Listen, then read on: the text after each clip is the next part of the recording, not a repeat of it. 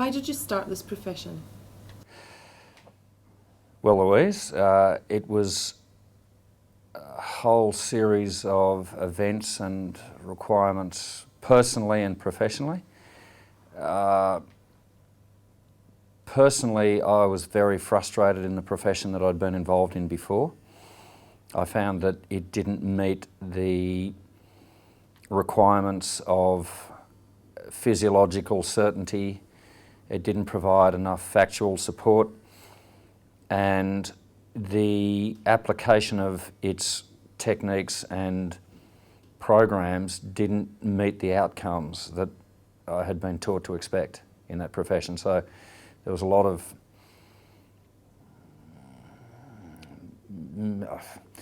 uncertainty, frustration, and discontent, I guess.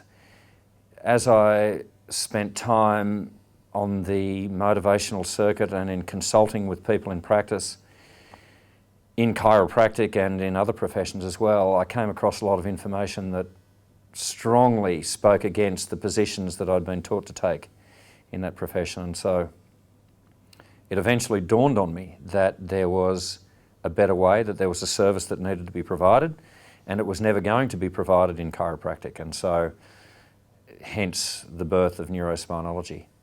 It wasn't a decision taken lightly. I was in that profession for almost 20 years, batting to try to help them salvage their reputation and trying to help them to see a better way. But they have their own future mapped out and they're set on their ways. And so neurospinology certainly evolved from there, but it's now evolved so far that you could barely recognise that it ever came from it.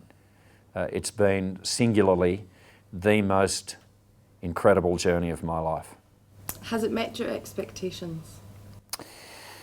Interesting question. It's certainly different to how I would have anticipated. It's not every day that somebody starts a profession, and so I really didn't know what to expect, but I would think it's fair to say that it has been a lot tougher road than I anticipated that it would be, simply because there is a lot of professional jealousy, there is a lot of animosity from vested interests, but that's across the board. That's not just with neurospinology. Any profession, any emerging profession experiences those same oppositions and threats and so forth. And so certainly there was antagonism, particularly early on, but it's far outweighed my expectations from a satisfaction perspective. There have been great victories, personally and professionally, that I could not have experienced in any other way. What do you find most satisfying about it?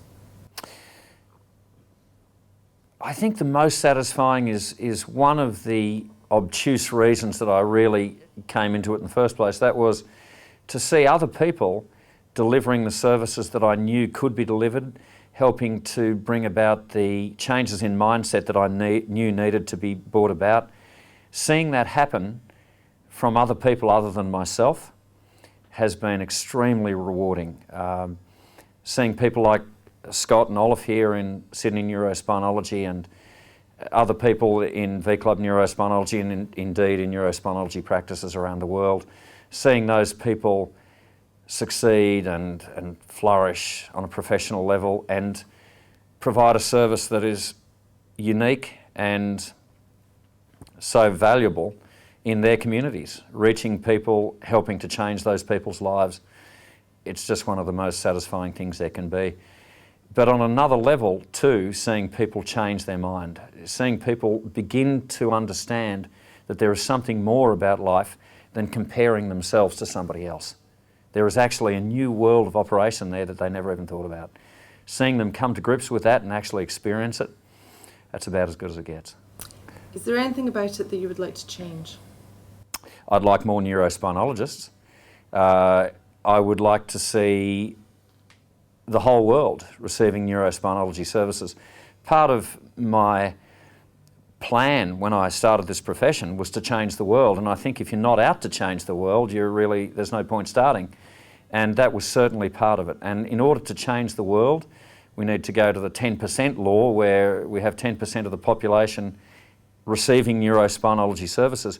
In order to achieve that, we're talking somewhere in the order of 800 million people receiving this service, we need a lot more neurospinologists. To hit the ground and achieve that lofty target, we need everybody who is looking for a brilliant, new, challenging career to say, well, I think I can be part of that, and I think I can be part of something bigger than myself, and I think I can help this change. Not just to help people change the way their bodies work, but the way their minds work. Do you have anything else you would like to say to people considering a career in neurospinology? Yeah, absolutely. Come join us.